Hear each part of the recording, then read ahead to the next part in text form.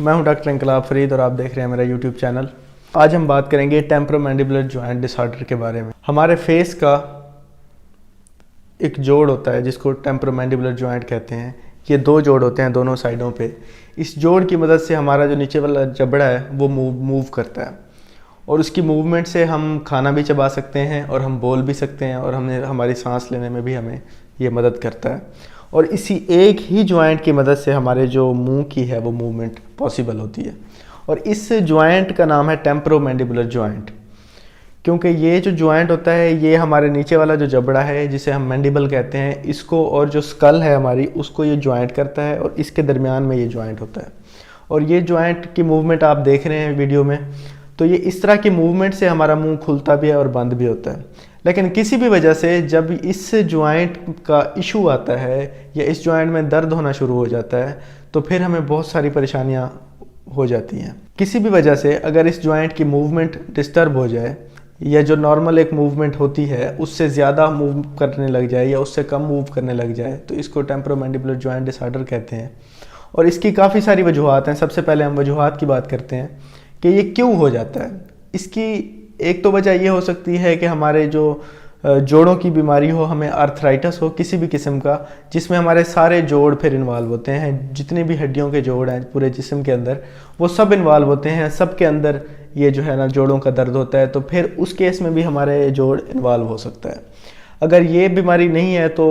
फिर ये हो सकता है कि हमारा जो मसल्स हैं उसका खिंचाव उनका बढ़ जाए। वो मसल्स जो हमारे मुंह को बंद करने में और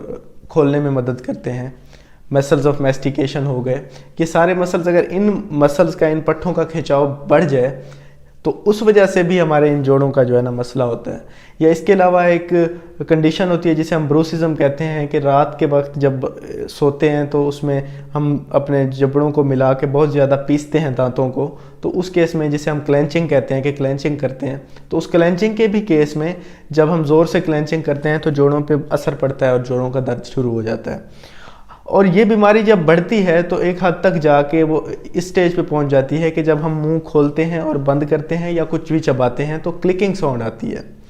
क्लिकिंग साउंड भी आती है, दर्द भी होता है और ये अपनी जगह से जब मूव करता है तो हमें बड़ा मसला होता है, बोलने में भी, खाने में भी, चबाने में भी। और इसकी जो एक और वजह हो सकती है वो ये है कि जब एक हमारे दांत, ऊपर वाले दांत और नीचे वाले दांत आपस में मिलते हैं तो एक ख़ास स्टेज पे आके एक दूसरे के ऊपर टच करते हैं जिसको हम अक्लूजन कहते हैं। और उस जहाँ पे वो अक्लूड करते हैं या जिस जगह पे वो एक दूसरे के साथ अटैच होते हैं उस जगह से अगर वो दांत हम निकाल दें या काफ़ी सारे दांत अगर हमारे निकल जाएं तो जब हमारे दांत मिलने का जो अमल है वो डिस्टर्ब हो जाता है। तो दांत सही जगह से ना मिलने से जो TMJ की, वो जो जॉइंट की, जो जोड़ की जो मूवमेंट है वो नॉर्मल से हट के एबनॉर्मल की तरफ चली जाती है और उस वजह से भी हमें दर्द शुरू हो जाता है। और इसके अलावा हमें इसलिए भी दर्द हो सकता है कि कुछ लोगों को आदत होती है कि परेशानी की हालत में या कोई भी किसी भी सिचुएशन में कि वो क्या करते हैं कि दांतों को हर वक्त चबाए रखते हैं, मिला के रखते हैं और पीसते रहते हैं। तो उस केस में भी ये जो है हमें प्रॉब्लम हो सकता है। और इसके अलावा ये भी हो सकता है कि आपको कैल्शियम या फॉस्फेट या किसी भी विटामिन्स की आपके ब्लड के अंदर कमी बेशी के वजह से जो है ये जो जोड़ है ये सोजिश ज़्यादा हो जाए और आपको जो है ना दर्द करना शुरू कर दे। इसके इलाज की बात करते हैं तो इसके इलाज के लिए सबसे पहले ये है कि जो भी वजह है हम उसको ख़त्म करते हैं।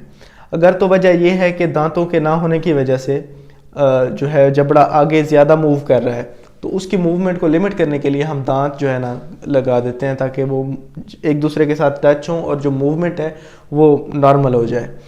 अच्छा, इसके अलावा अगर एक बंदा क्लेंचिंग करता है या मतलब उसको ब्रूसिज्म है तो उस केस में हम जो है ना नाइट गार्ड एडवाइस करते हैं ताकि जो रात को जब सोते हैं तो नाइट गार्ड एक ख़ास किस्म का होता है बना हुआ, वो मुंह के अंदर आप लगा के सो जाते हैं ताकि रात को जब आप दांत पीसें तो दांत एक दूसरे के साथ टच ना हो और वो एक गैप पे रहें। इसके अलावा जो भी अगर आपको कोई सिस्टमिक डिजीज़ है जिसकी वजह से ये जोड़ों का इशू आ रहा है तो उसका इलाज कराया जाता है। इसी तरह अर्थराइटिस है तो उसमें अर्थराइटिस का इलाज कराया जाएगा। लेकिन बेसिकली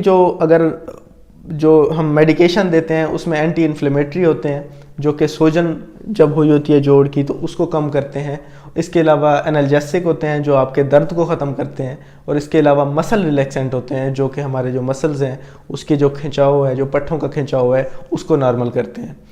تو اس کے علاوہ جو فزیو تھراپی ہے وہ ہم کرتے ہیں تاکہ جو جوڑ ہیں ان کی ٹکور کی جائے, اور جب یہ ٹکور کی مدد سے بھی کافی فائدہ ہو جاتا ہے. اس کے علاوہ زیتون کے تیل سے جو ہے مالش کی جاتی ہے,